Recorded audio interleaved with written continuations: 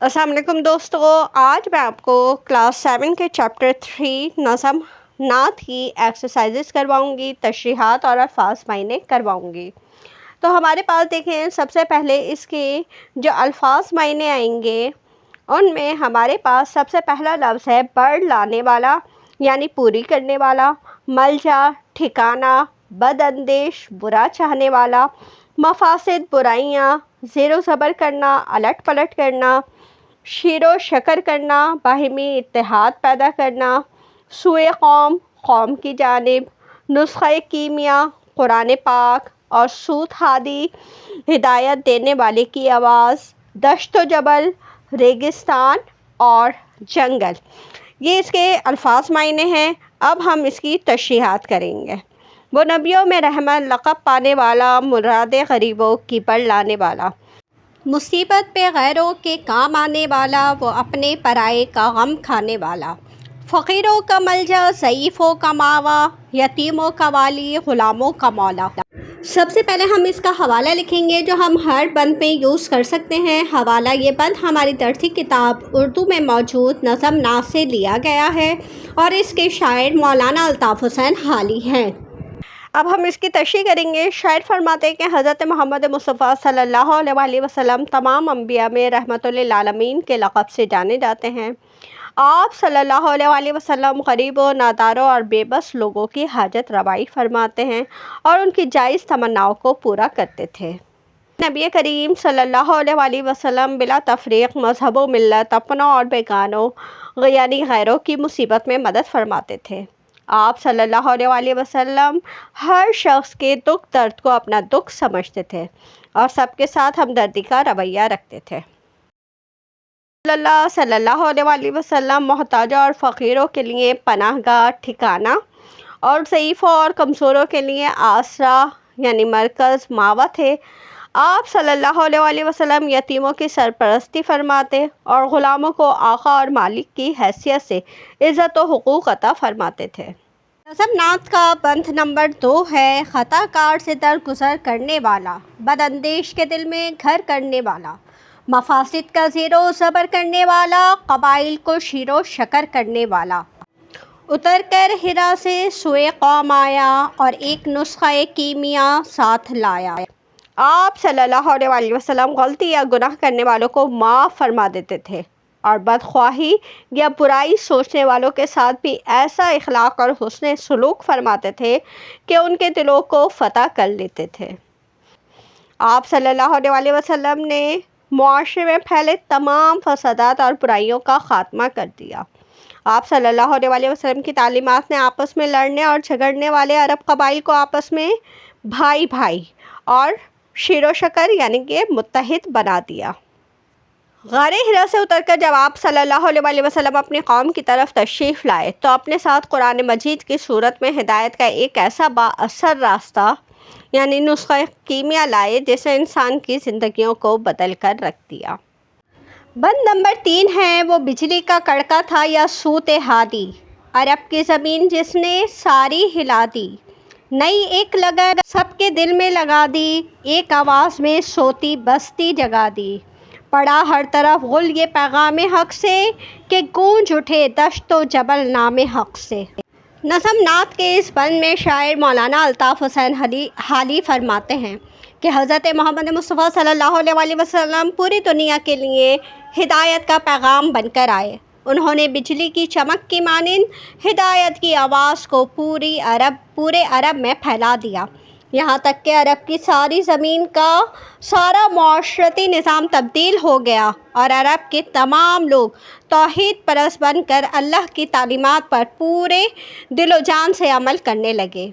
वो अरब जहाँ पर जहालत और गुमराही का दौर था, वहाँ तमाम लोग अल्लाह ताला के सच्चे इबादत गुजार बन गए और अपने ख्वाब गफलत से पूरी तरह बेदार हो गए। हर तरफ दीन इस्लाम का चर्चा हुआ और हर सिमत में इस्लाम की तालीमात की गूंज सुनाई देने लगी, यहाँ तक कि रेगिस्तानों और पहाड़ों तक भी अल्लाह ताला का पैगाम पहुँच गया। अब हमारे पास किताब का सवाल नंबर 1 है। दर्ज झेल सवालात के जवाब लिखिए। रसूल अकरम सल्लल्लाहु अलैहि वसल्लम किसकी मुरादें पूरी करते हैं? رسول اکرم صلی اللہ علیہ وسلم غریبوں کی مرادیں پوری کرتے ہیں۔ حق کے نام پر کون سی اشیاء گونج اٹھیں؟ تو حق کے نام پر ریگستان اور پہاڑ گونج اٹھے۔ ہمارے پاس تیسرا سوال ہے، شاعر نے جو مسدس لکھی ہے اس کے ایک بند میں کتنے مصرعے ہیں؟ شاعر نے جو مسدس لکھی ہے اس کے ایک بند میں 6 مصرعے ہیں۔ چوتھا سوال ہمارے پاس، ہر جانب کس بات کا غل پڑا؟ ہر جانب پیغام حق یا دین اسلام کا غل یعنی شور مچا۔ رسول اکرم صلی اللہ علیہ وسلم نے لوگوں کے دل میں کس طرح گھر کیا؟ رسول اکرم صلی اللہ علیہ وسلم نے اپنے اعلیٰ اخلاق سے لوگوں کے دل میں گھر کیا۔ قبائل کو شیر و شکر کرنے والا سے شاعر کی کیا مراد ہے؟ قبائل کو شیر و شکر کرنے سے شاعر کی مراد ہے عرب کے وہ تمام قبائل جو ماضی میں ایک دوسرے کے سخت دشمن اور خون کے پیاسے تھے، وہ آپس میں متحد ہو گئے اور ایک دوسرے کے ہمدرد اور دوست بن گئے۔ اس نظم کے خالق کا نام بتائیے۔ اس نظم کے خالق کا نام الطاف حسین حالی ہے۔ اب بک کا سوال نمبر 2 ہے، خالی جگہ کو درست الفاظ سے پر کیجیے۔ پہلا ہے ہمارے پاس، ایک ڈیش میں سوتی بستی جگا دی ایک آواز میں۔ دوسرا ہے، فقیروں کے ملجا ڈیش کماوا ضعیفوں کماوا۔ عرب کی زمین جس نے ڈیش ہلا دی ساری ہلا دی۔ گونج اٹھے ڈیش جبل نام حق سے، دشت و جبل نام حق سے۔ ہمارے پاس بک کا تیسرا سوال ہے، شاعر نے اس نظم میں جو پیغام دیا ہے اسے نثر میں تحریر کریں۔ تو آپ اسے مرکزی خیال بھی کہہ سکتے ہیں، تو ہم اس کا مرکزی خیال لکھتے ہیں، شاعر مولانا الطاف حسین حالی اس نعت میں پیغام دیتے ہیں کہ حضور اکرم صلی اللہ علیہ وسلم تمام انسانوں کے لیے رحمت بن کر آئے۔ آپ صلی اللہ علیہ وسلم نے غریبوں، یتیموں، مفلسوں اور بے کسوں کی دستگیری فرمائی۔ آپ صلی اللہ علیہ وسلم نے عرب کی جہالت، دشمنی اور برائیوں کو ختم کر کے تمام انسانوں میں الفت، محبت اور بھائی چارہ قائم کیا۔ آپ صلی اللہ علیہ وسلم کے لائے ہوئے نور ہدایت قرآن و اسلام نے گمراہ قوم کو سیدھا راستہ دکھایا اور دنیا کے کونے کونے میں حق کا پیغام پہنچایا۔ اب بک کا سوال نمبر 4 ہے، نبی آخر الزماں حضرت محمد صلی اللہ علیہ وسلم کو نبیوں میں کون سا لقب عطا کیا گیا؟ شاعر نے اسے کس مصرعے میں بیان کیا ہے؟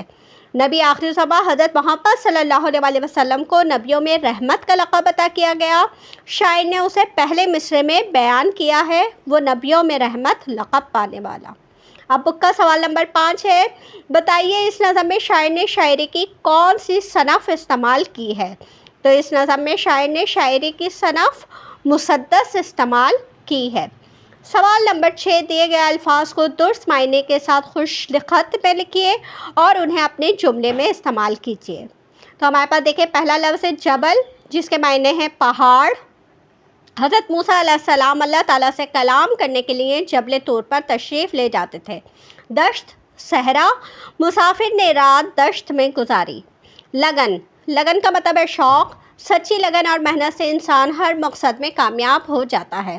خطا کار، غلطی کرنے والا، اللہ تعالیٰ اپنے خطا کار بندوں کی توبہ قبول فرماتا ہے۔ بداندیش یعنی برا چاہنے والا، ہمیں اپنے بداندیش دشمنوں سے ہوشیار رہنا چاہیے۔ سوال نمبر 7 ہے، واحد کی جمع لکھیے۔ تو ہمارے پاس دیکھیں، پہلا واحد ہے قدم، اقدام، ملک، ممالک، سبق، اسباق، غریب، غربا، خدمت، خدمات۔ اس طرح سے ہمارا یہ چیپٹر کمپلیٹ ہوا۔ میرے چینل کو سبسکرائب کر لیجئے تاکہ میری ہر نئی آنے والی ویڈیو آپ کو ملتی رہے۔ اجازت دیجیے، اللہ حافظ۔